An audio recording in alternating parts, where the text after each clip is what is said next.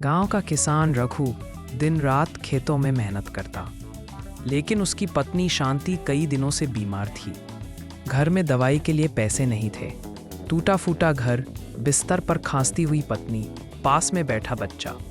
गांव का सरपंच लालच में डूबा आदमी था।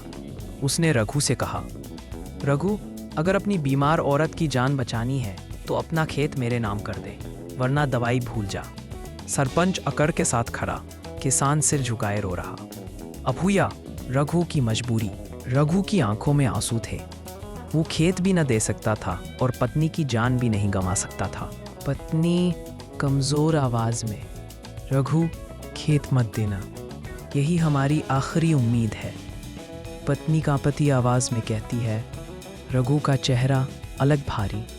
गांव वाले गवाह। सरपंच हर दिन रघु पर जुल्म करता, कभी अनाज छीन लेता, कभी मजदूरी दबा लेता। गांव वाले सब देखते, मगर डर के कारण चुप रहते। गांव वाले झोपड़ी से झांकते हैं, सरपंच जोर से हंसता है। एक दिन पत्नी की तबीयत अचानक बिगड़ी।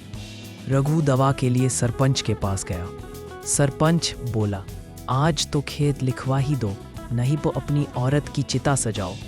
रघु की आंखों में गुस्सा भर गया। उसने सरपंच का हाथ पकड़कर कहा, अब बहुत हो गया, खेत मेरा है और पत्नी मेरी जान। तुम्हारी जुल्म की कहानी यहीं खत्म होगी। रघु की आवाज़ सुनकर गांव वाले भी एक एक करके आ गए।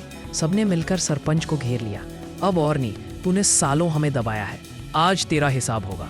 गांव वाले डंडे और हिम्मत के साथ खड़े। सरपंच डरते हुए पीछे हटता है। गांव वालों ने पंचायत बुलाकर सरपंच के गुनाह साबित कर दिए।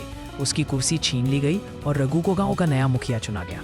सरपंच बेइज्जती से झुका हुआ। रघु को सम्मान से पगड़ी पहनाई जाती है। रघु को अब गांव वालों का साथ मिला। पत्नी का इलाज हुआ, वो धीरे धीरे ठीक हो गई। गांव में पहली बार न्याय और शांति दोनों आई।